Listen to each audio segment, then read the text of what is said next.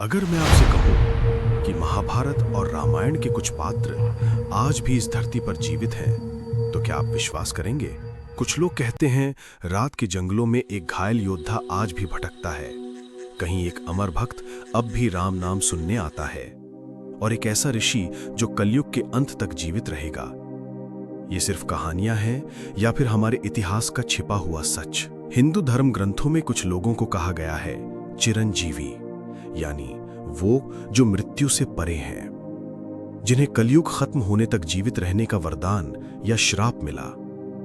आज हम जानेंगे उन 7 रहस्यमयी अमर योद्धाओं के बारे में जिनके आज भी जीवित होने की मान्यता है। अश्वत्थामा, अमरता का श्राप। महाभारत का सबसे रहस्यमय योद्धा गुरु द्रोणाचार्य का पुत्र अश्वत्थामा।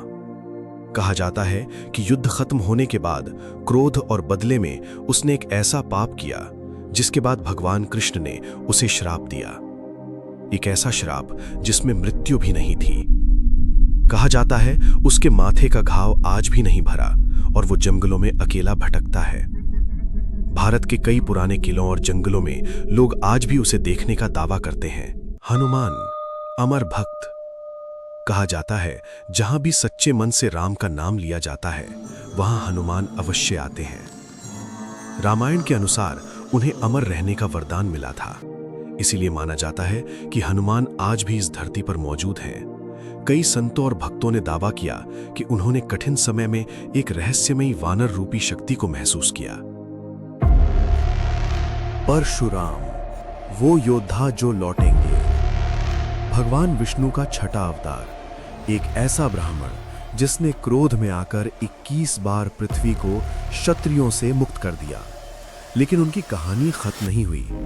मान्यता है कि परशुराम आज भी जीवित हैं और कलयुग के अंत में आने वाले कल्कि को युद्ध विद्या सिखाएंगे। विभीषण, रावण का धर्मप्रिय भाई, लंका का राजकुमार, लेकिन सत्य के पक्ष में खड़ा होने वाला योद्धा।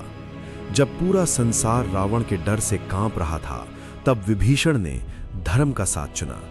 कहा जाता है कि भगवान राम ने उन्हें अमर रहने का आशीर्वाद दिया ताकि वो हमेशा धर्म की रक्षा करते रहें। कृपाचार्य, महाभारत के अमर गुरु। महाभारत के महान गुरुओं में से एक, उन्होंने कौरव और पांडव दोनों को शिक्षा दी। युद्ध के बाद भी वो जीवित बचे रहे।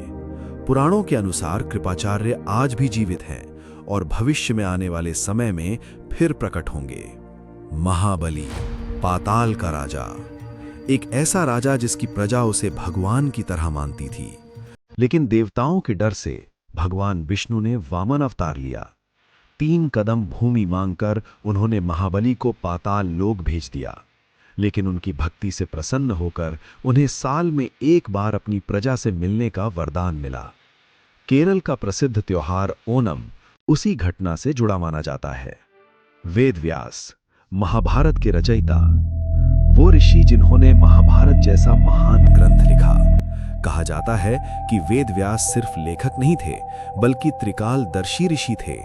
मान्यता है कि वो आज भी हिमालय के किसी गुप्त स्थान पर तपस्या कर रहे हैं। क्या ये सब सिर्फ मिथक है, या फिर सच में इस धरती पर कुछ ऐसे रहस्य मौजूद हैं जिन्हें विज्ञान आज तक समझ नहीं पाया?